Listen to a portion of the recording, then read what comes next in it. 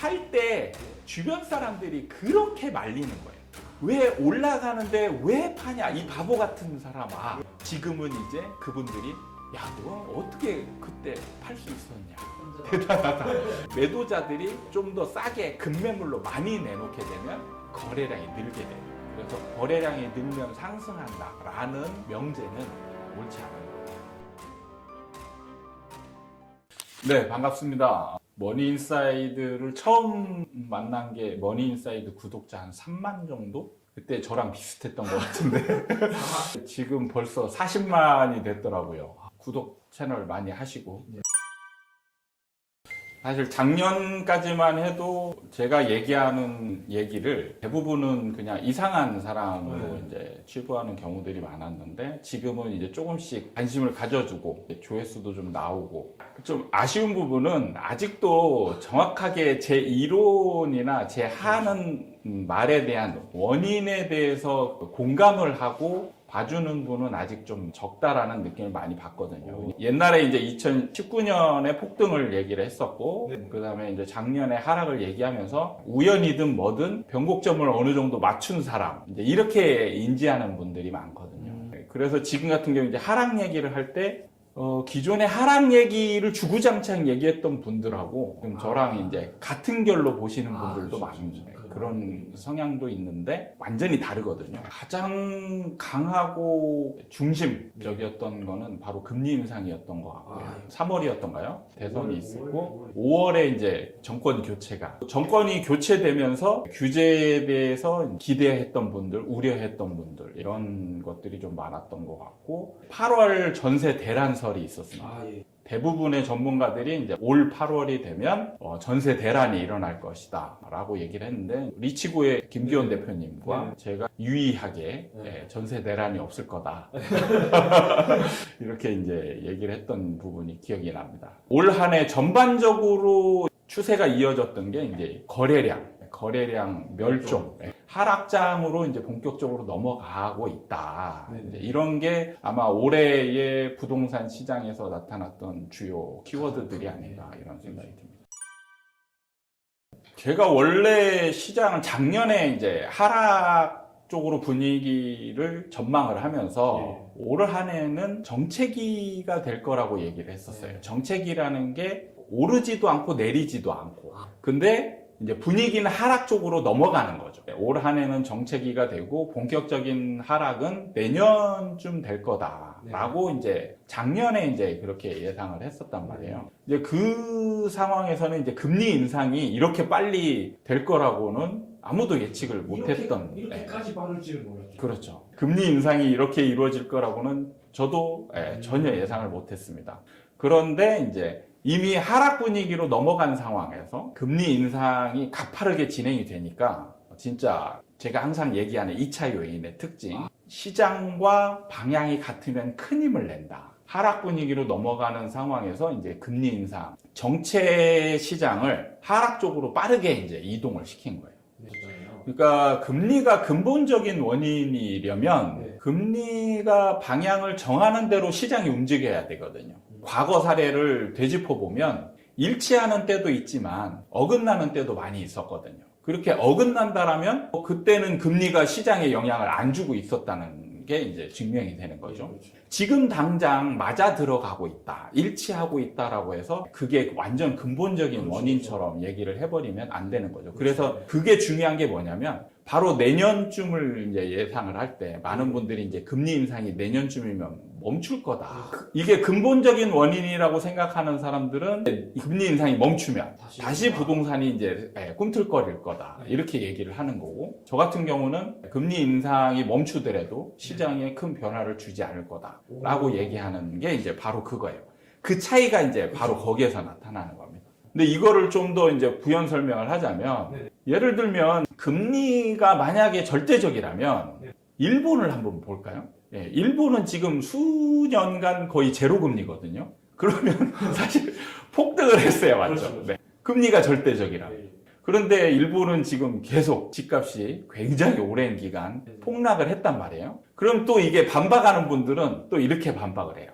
그럼 일본은 뭔가 좀 다른 상황이 이었지 않냐. 이 질문에 함정이 있는 게 뭐냐면 분명히 금리 때문이라고 한다면 우리나라뿐만 아니고 외국과 별반 차이가 없어야 된다는 거죠. 네. 그런 상황에서 일본은 다르다라고 한다면 본인 스스로 지금 금리가 절대적이라는 걸 부인하면서 모순이 된 질문이라는 거죠. 그러니까 지금 우리나라도 금리가 절대적이라고 하지만 그때 가서 다른 상황이 벌어지면 이분은 분명히 다른 상황이어서 뭔가 더 큰 요인이 생겨서 금리의 효과를 상쇄했을 거다. 그러면 지금 이미 이 자체가 모순이 된 거예요. 금리 때문이라고 한다면 모든 거를 금리가 다 이겨야 되는 거예요. 근데 항상 다른 요인이 생겨서 금리 인상 요인이나 이런 것들을 상쇄했단 말이죠. 그럼 얘는 약한 거예요.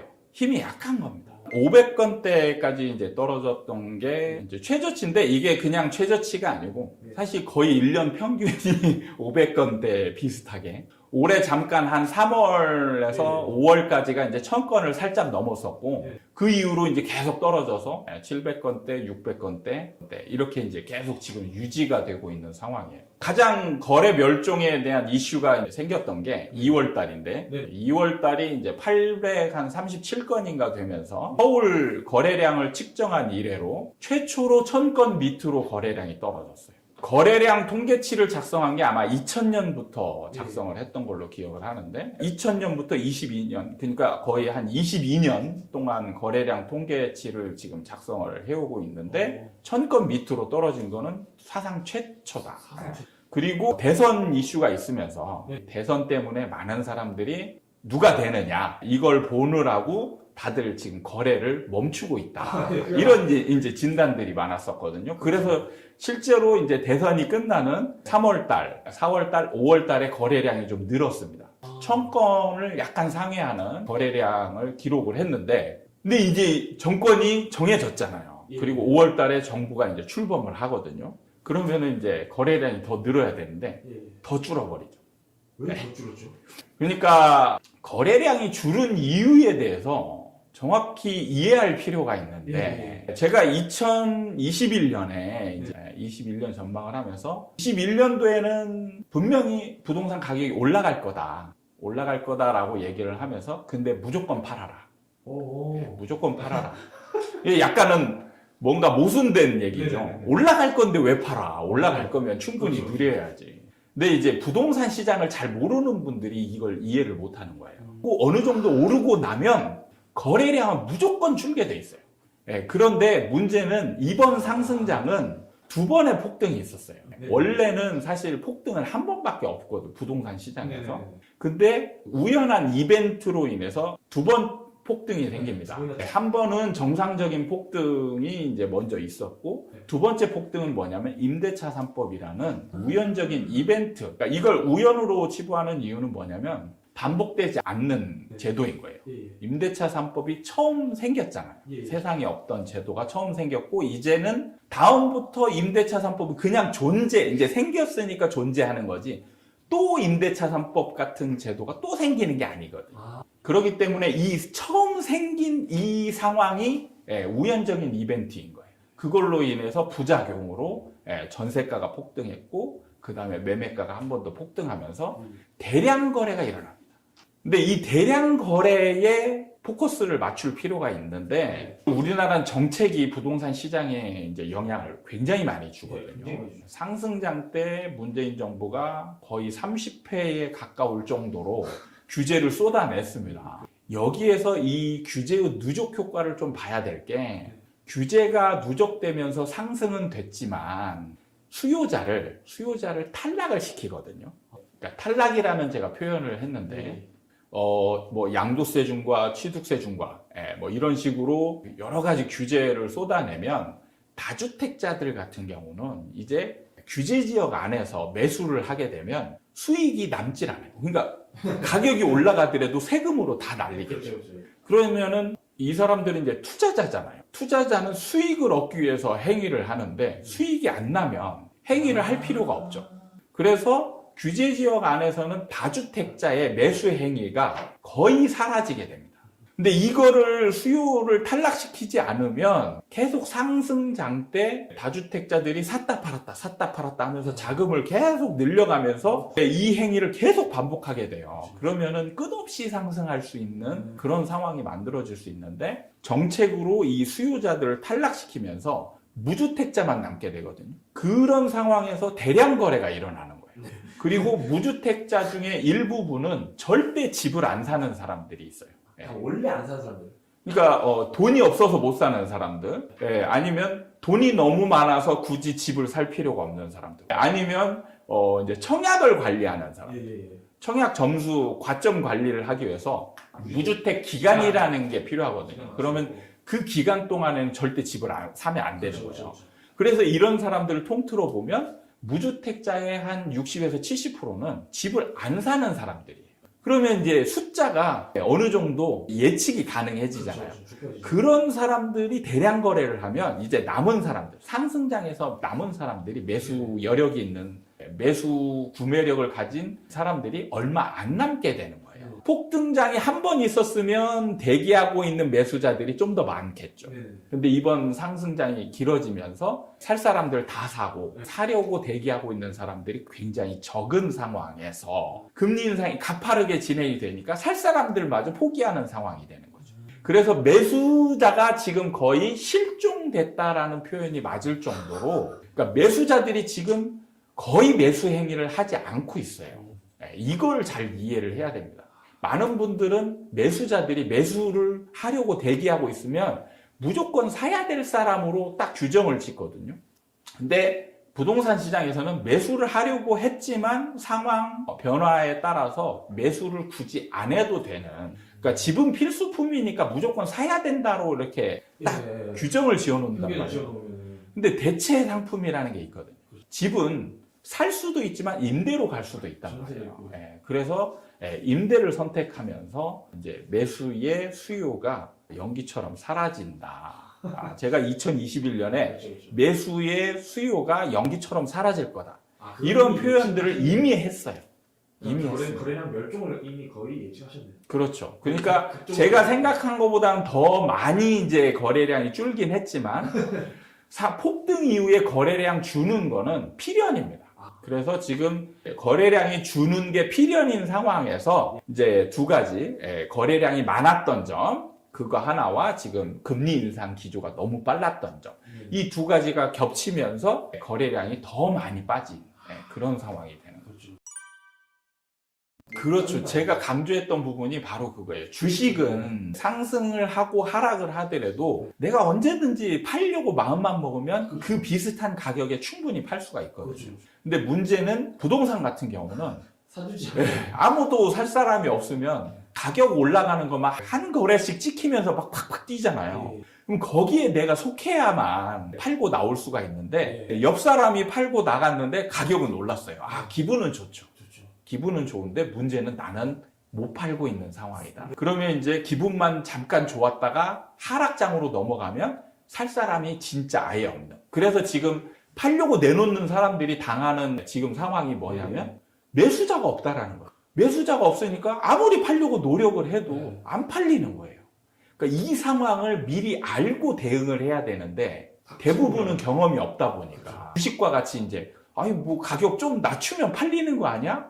근데 지금 몇 억을 낮춰도 안 팔린단 말이에요. 그런 거를 경험을 통해서 이제 인지하지 않은 사람들은 이런 상황을 절대 모르죠. 그거를 이제 제가 2021년부터 얘기를 하고 다녔는데 이런 거를 제대로 이해한 분들이 거의 없었어요. 소수의 사람들이 제 말을 듣고 이제 중간에 무조건 팔아야 되겠구나. 가장 진짜 적절한 타이밍에 팔았던 사람들이 이제 가을 무렵에, 작년 가을 무렵에 팔았던 분들이 제 영상이나 이제 카페에 와서 댓글을 달죠. 소장님 덕분에 이제 가장 거의 최고가에 팔았다. 근데 그때 당시에 이분들이 우여곡절이 없었냐? 정말 많았습니다. 이미 경험을 해봤으니까 예전에. 그거보다도 팔 때 주변 사람들이 그렇게 말리는 거예요. 왜 올라가는데 왜 파냐 이 바보 같은 사람아. 이렇게 해서 아무도 지금 이 사람이 파는 행위를 이해하고 독려하고 이런 분들이 아무도 없었다. 90% 이상이 다 주변에서 이분을 바보 취급하면서 후회할 거다. 이런 얘기를 하고 말렸는데 이분들은 그걸 뚫고 진짜 자기 행위를 한 거거든요. 이렇게 한 거예요. 그게 대단한 거예요. 대단한 거죠. 그리고 지금은 이제 그분들이 야, 너 어떻게 그때 팔 수 있었냐. 혼자 대단하다. 이런 얘기를 할 수 있는 거죠. 그러니까 비슷한 부분도 있고 있지만 다른 부분도 많이 있기 때문에 그런 차이를 공부를 통해서 알고 있어야 돼요. 앞으로는 이제 거래량이 조금씩 늘어날 수 있습니다. 그 기간을 상정하기는 어렵지만 이제부터는 이제 조금씩 올라갈 수 있습니다. 그러면 여기서 이제 또 착각할 수 있는 게 거래량이 늘면 상승한다 이렇게 할 수 있는데 그렇지 않아요. 근데 이게 이제 수요와 공급에 있어서 가장 중요한 게 제가 적극성이라는 표현을 많이 하는데 하락장에서는 이제 매수자의 적극성은 거의 제로의 수렴을 하게 되고요. 이제 매도자의 적극성이 증가를 하게 돼요. 그래서 매도자가 이제 본격적인 하락장이 되면 이제 지금은 버티니까 매도자들도 버티니까 거래량이 늘질 않는 거거든요. 근데 이제 매도자들이 좀 더 싸게 급매물로 많이 내놓게 되면 거래량이 늘게 돼요. 그러면 이제 지수는 어떻게 나타나느냐? 하락폭이 더 커지는 쪽으로 나타나게 되는 거예요. 그래서 거래량이 늘면 상승한다라는 명제는 옳지 않은 거라. 그러면은 거래량도 2차 요인으로 보시는 거예요? 상황에 따라서 다른 거죠. 그게 이제 패턴이 있습니다. 하락장 초반에는 거래량이 줄고 하락장이 이제 본격적인 하락장으로 가면 거래량이 늘어요. 이제 바닥권이 되면 다시 거래량이 또 줍니다. 이런 패턴들이 있어요. 그런 패턴들을 좀 익히고 거래량과 시장의 연관성을 좀 이해하면 그냥 우리가 일반적인 명제에 사로잡혀서 편견을 가지는 오류를 범하지 않을 수 있죠. 정부에서 이제 문재인 정부에서 임대차 3법을 제도를 만들 때 강하게 반대를 했습니다. 예. 강하게 반대한 이유가 뭐냐? 저는 제도 자체에 엄청난 문제점이 있다라고 보지는 않았어요. 임대차 3법은 좀 필요할 수도 있고 약간의 부작용도 있고 어쨌든 모든 제도라는 거는 한 방향으로 좋기만 한 건 아니거든요. 그렇죠. 네, 좋기도 하고 안 좋기도 하고 그러나 필요할 수 있는 그런 제도임에도 불구하고 제가 왜 반대를 했느냐? 적용하는 시점이 문제가 있다. 시기가 문제가 있기 때문에 이 시기에 지금 이 법을 제도를 적용을 하면 부작용만 훨씬 커지는 상황이 발생할 거다 라고 생각하면서 강하게 반대를 했어요. 근데 이제 정부가 강하게 밀어붙여서 제도를 적용을 했고 역시나 엄청난 큰 부작용으로 전세가 폭등하고 매매가도 폭등하는 상황이 벌어졌습니다. 그래서 이제 어쨌든 제도는 부작용이 있든 뭐든 만들어졌어요. 적용이 됐습니다. 그래서 2년 뒤를 이제 예상을 할 때 많은 분들이 전세 대란을 예측을 했던 건 뭐냐면 이거는 제도 자체의 문제다라고 판단한 거예요. 왜냐하면 2년마다 반복되는 걸로 예상을 한 거잖아요. 2년마다 이 상황이 반복될 거라고 예상한 거는 제도 자체의 문제거든요. 근데 저는 시기의 문제라고 생각했잖아요. 그러니까 제도의 문제는 아니다. 시기의 문제다. 그래서 부작용이 한번 일어났을 뿐 이제 안착을 하게 되면 오히려 이제 안정화될 수 있다. 이렇게 판단한 겁니다. 그래서 지금 보면은 전세 대란이 일어나기 전 상황을 보면 거의 모든 사람들이 임대차 3법 폐지해야 된다라고 얘기를 했었어요. 왜냐하면 제도 자체의 문제로 봤거든요. 근데 저는 폐지할 필요 없다.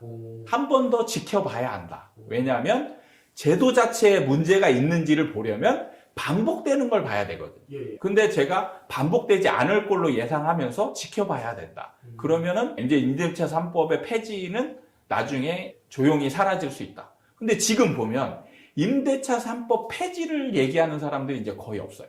왜냐하면 지금 전세 시장이 안정되다 못해 하락해서 임대차 3법 이전으로 지금 돌아가고 있잖아요. 그러니까 지금 제도에 문제가 있다라는 점을 강하게 주장할 수 있는 지금 근거가 없어지고 있는 거죠. 그러니까 제 말이 이제 어느 정도 맞아가고 있는 그런 상황으로 이제 가고 있다라는 거예요. 항상 소장님은 주류 의견과 반대되는 의견을 미리 예측하셔서 말씀을 하시는 것 같습니다. 그 가장 중요한 부분은 핵심적인 부분을 예. 제대로 파악하고 있느냐 아니면 그렇죠. 어떤 현상에 국한해서 보느냐 이 차이라고 저는 생각을 하거든요. 예. 그래서 저는 어떤 현상이 일어날 때 그 현상이 겉으로 보여지는 측면도 있지만 원인, 저 깊숙이에 있는 원인이 본질적인. 본질적인 문제가 어떤 것이냐를 파악하려고 노력을 많이 하는 편이에요. 그래서 임대차 3법도 제도 자체의 문제가 아니다. 시기의 문제다. 그렇다면 이게 안착이 된다라면 이런 부작용, 그 제도가 처음 도래했을 때, 적용했을 때의 부작용이 반복될 가능성 거의 없다라고 판단을 한 겁니다. 정책위에서 이제 하락으로 넘어가는 그런 과정이었고 예. 조금 더 빠르게 이제 본격적인 하락으로 진입을 했다. 그래서 지금은 이제 부동산 시장이 본격적인 하락장이다. 예. 라고 이제 보시면 됩니다. 하락장의 초입이죠. 초입이다. 네, 초입이죠. 하락장의 초입이고 이제부터 2023년부터는 이제 네, 진짜 본격적인, 계속 하락하는 상황이. 상당히 본격화된다. 네. 하륜님께서 네. 하륜님께서 앞으로 소형보다 대형 평수가 오른다고 하셨던 것 같은데 이거 설명 부탁드린다고. 이거는 네. 하라님께서 네, 하라님께서. 소장님은 강연할 때 너무 즐거워 보인다고. 저도 방금 느꼈거든요. 네네. 부동산을 이렇게 나눠서 분석하는 경향들이 많은데 예. 이게 이제 사실 주식 분석 기법이에요. 부동산은 상반기, 하반기 나누는 게 큰 의미가 없어요. 한번 방향을 정하면 사실 그 방향대로 그냥 가는 거예요. 그래서 1, 2년 나누는 것도 어떻게 보면 큰 의미가 없을 수도 있습니다. 1년 나누는 거 의미가 없네요. 네. 그러니까 하락을 방향을 정하면 예. 거의 한 5년 동안 그냥 주구장창 하락으로 가는 상황이기 때문에 중간에 어떻게 됩니까? 물어보면 당연히 하락이죠. 네. 그러니까 이런 경우는 정말 이제 변수, 정말 강한 변수가 있느냐만 보면 되는 거예요. 그래서 내년에 방향을 바꿀 수 있는 변수라고 한다라면 고려해 볼 만한 게 금리 인상의 기조죠. 예. 금리 인상 기조와 가장 더 중요한 건 정책입니다. 규제 완화가 어떠한 식으로 진행이 될 것인지 이 부분. 그 다음에 이제 또 있는 게 인구 감소예요. 이런 것들을 종합적으로 좀 보면 되는데 사실 아까 금리 얘기는 처음에도 잠깐 했었잖아요. 예. 금리는 2차 요인이기 때문에 금리 인상 기조가 내년 전반기 정도는 금리 인상 기조가 계속 이어질 가능성이 많고 하반기쯤부터 이제 금리 인상 기조가 약해지지 않을까 이렇게 제가 예상하는 게 아니고 착각하시면 안 되고 금융 전문가들이 그렇게 이제 진단을 하고 저는 그거를 받아와서 이제 얘기를 하는 겁니다. 하반기쯤부터 금리 인상 기조가 약해질 거라고 보는데 아까도 얘기했다시피 사실 금리가 주요 원인이 되려면 일본 같은 경우는 폭등했어야 돼요. 말이 안 되는 겁니다. 그래서 여러분들이 어떻게 생각하냐면 금리 인상이 되냐 안 되냐 이걸로 바로 수요로 연결을 시키면 안 되고요. 금리 인상에 따라서 사람한테 영향을 줘서 결국에는 그 영향을 받은 사람이 이제 수요를 할 것이냐 말 것이냐를 결정하는 거잖아요. 그러면 여기서 만약에 사람이 수요자가 이미 안 사려고 마음을 먹었어요. 그럼 금리 인하가 영향이 있을까요? 없을까요? 되든 말든 안 사는 거죠. 네, 영향이 없는 겁니다. 그러면 이 사람이 왜 안 사려고 마음을 확 굳혔을까? 이런 것도 이해하면 편하거든요. 그러니까 이거는 아주 쉬워요. 시장에서 분위기를 보고 결정하는 거예요. 시장이 하락 분위기면 빨리 살 필요 없겠네. 좀 지켜보면서 사도 늦지 않겠네. 이런 마음이 생기거든요. 그럼 금리 인상이 멈추더라도 바로 금리 인상이 멈췄네? 그럼 여러분들은 지금 이렇게 생각하는 거예요. 금리 인상이 멈추면 사람들이 다 막 가서 막 사는 거예요. 말이 안 되죠. 좀 지켜보는 거예요. 지켜보고 시장이 움직이나 상승으로 전환되나 이렇게 보고 하든지 말든지 결정하는 거예요. 근데 안 움직인다. 그렇게 생각이 들면 안 사는 쪽으로 더 결정할 가능성이 많은 거죠. 그러니까 상승장이잖아요. 그럼 시간이 촉박해요. 매수자들이 시간적 여유가 없어요. 그렇기 때문에 금리 인상이 멈추잖아요. 만약에 상승장이다 지금이 그럼 급하기 때문에 빨리 움직여요. 그래서 상승 효과가 생길 수 있어요. 네. 근데 지금은 하락장이잖아요. 하락장이기 때문에 매수자들이 급한 사람이 한 명도 없어요. 네. 그렇죠. 그러면 이제 충분히, 그러니까 지금 요즘 뭐예요? 규제가 해제됐잖아요. 그러면 우리 처음 출발할 때 생각해 보면 윤 정부가 출발할 때 규제를 풀어주면 다 오를 거라고 생각했잖아요. 근데 지금은 규제 풀어줘도 반응이 없어요. 사람들이 살 생각이 없기 때문에 그래요. 살 생각이 없는 상황에서 금리가 인상이 멈춘다 해서 올라가는 것도 아니고 인하된다라고 해서 올라가는 게 아니라는 얘기예요. 그런 거를 좀 잘 이해하셨으면 좋겠어요. 항상 그래서 시장이 먼저. 사람들의 살 생각. 그렇죠. 그게 곧 시장이라는 그게, 거죠. 예, 그렇죠. 그래서 지금은 매수자들이 제가 적극성으로 이제 표현을 하잖아요. 네, 적극. 제로에 가깝습니다. 그러니까 살 마음은 있는데, 지금 아유, 이게 이런 지금 포지션이냐, 아, 이런 포지션이냐, 이거거든요. 그래서 적극성이라고 표현하시는군요. 그래서 사람들이 항상 예를 들어서 소개팅 하거나 이럴 때 자세를 보거든요. 예, 예. 사람이 이렇게 있으면, 이 사람은 마음이 있구나. 호감이다. 네, 호감이 있구나. 예. 이렇게 보는 거예요. 근데 이 사람이 팔짱 끼고 이렇게 있으면 이 사람하고 절대 연결이 안 됩니다. 네, 그런 것처럼 매수자들이 딱 지금 이런 포지션으로 지금 기다리고 있는 거예요. 그 주식. 그러니까 매수자들이 지금 어떻게 되나 한번 보자 이렇게 하고 있으니까 지금 시장 변화, 요인들이 변화를 해도 영향을 주지 않는 거예요. 사고 싶은 가격이 됐다 할 때 이제 적극성이 나오는 거죠. 그렇죠. 뭔가 마음이 막 적극적일 때 요인이 변화하면 그거에 영향을 막 주게 되는 거죠.